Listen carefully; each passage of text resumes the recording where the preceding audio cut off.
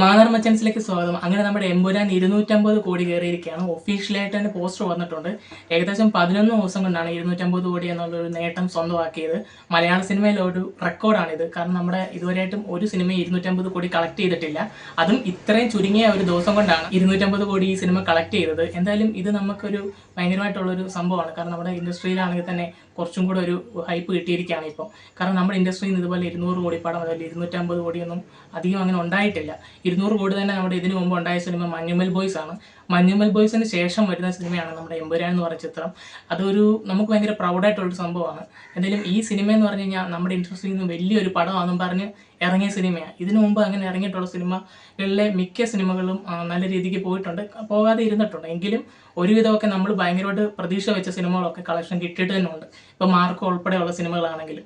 അപ്പം ഈ സിനിമയ്ക്കും ഈ ഒരു കളക്ഷൻ കിട്ടിയത് നമുക്ക് ശരിക്കും പറഞ്ഞു കഴിഞ്ഞാൽ ഭയങ്കര നമ്മുടെ ഇൻഡസ്ട്രിക്ക് നല്ല ഒരു കാര്യമാണ്. ഇനിയും ഇതുപോലുള്ള വലിയ സിനിമകൾ നമ്മുടെ ഇൻഡസ്ട്രിയിൽ നിന്ന് വരാനായിട്ട് ഒത്തിരി സാധ്യതകൾ കൂടുതലാണ്. ഇപ്പോൾ എമ്പുരാൻ്റെ അടുത്ത പാട്ടായിട്ടുള്ള എസ്രായേൽ എന്ന് പറഞ്ഞ ഒരു സിനിമ വരാനിരിക്കുകയാണ്. അപ്പോൾ ആ സിനിമ ഇനി ഉറപ്പായിട്ട് വരുമെന്നുള്ള കാര്യം നമുക്ക് 100% കൺഫേം ആണ്. കാരണം അവർ പറഞ്ഞിട്ടുണ്ടായിരുന്നു സെക്കൻഡ് പാർട്ട് ഹിറ്റാണെങ്കിൽ മാത്രമേ തേർഡ് പാർട്ട് അവർ എടുക്കത്തുള്ളൂ. അപ്പം എന്തായാലും ഇപ്പോൾ ഈ സെക്കൻഡ് പാർട്ട് ഇത്രത്തോളം ഹിറ്റായ സ്ഥിതിക്ക് ഉറപ്പായിട്ടും തേർഡ് പാർട്ട് ഉണ്ടായിരിക്കും. ഈ അടുത്ത് തന്നെ അതിൻ്റെ തേർഡ് പാർട്ടിൻ്റെ ഒഫീഷ്യൽ അനൗൺസ്മെൻറ്റ് വരുമെന്നൊക്കെ പറഞ്ഞിട്ടുണ്ടായിരുന്നു. ഇതുവരെയായിട്ടൊന്നും വന്നിട്ടില്ല. നമുക്ക് എന്തായാലും ഈ മാസം തന്നെ പ്രതീക്ഷിക്കാം ഒഫീഷ്യലായിട്ട് അനൗൺസ്മെൻറ്റ് വരുമെന്ന്. പിന്നെ അത് തന്നെയല്ല, ലാലേട്ടൻ്റെ അടുത്ത ചിത്രവും അവർ റിലീസ് ഡേറ്റ് പുറത്തു വിട്ടിട്ടുണ്ട്. 25-ാം തീയതി ഈ മാസം തന്നെ അത് പുറത്തു വരുമെന്നാണ് പറയുന്നത്.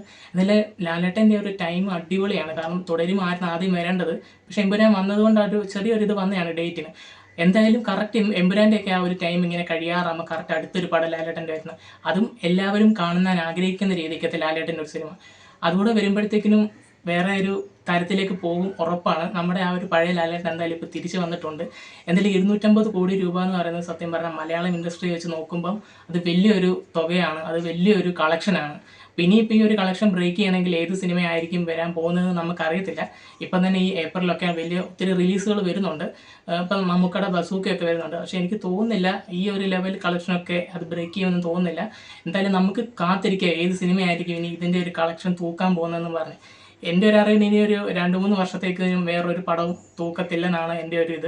എന്തായാലും നിങ്ങളൊന്ന് പ്രെഡിക്റ്റ് ചെയ്യുക ഇതിൻ്റെ ഫൈനൽ കളക്ഷൻ എത്ര രൂപ, ഏകദേശം എത്ര കോടി ഇതിൻ്റെ ഫൈനൽ കളക്ഷൻ വരുമെന്നുള്ളത് ഒന്ന് പ്രെഡിക്റ്റ് ചെയ്ത് നിങ്ങൾ കമൻറ്റ് ചെയ്യുക. അപ്പോൾ നമ്മുടെ ഇന്നത്തെ വീഡിയോ ഇത്രയൊക്കെ ഉള്ളൂ. നിങ്ങളുടെ വീഡിയോ ഇഷ്ടപ്പെട്ടെങ്കിൽ ഞങ്ങളുടെ ചാനൽ ഒന്ന് സബ്സ്ക്രൈബ് ചെയ്യുക, ലൈക്ക് ചെയ്യുക, ഷെയർ ചെയ്യുക.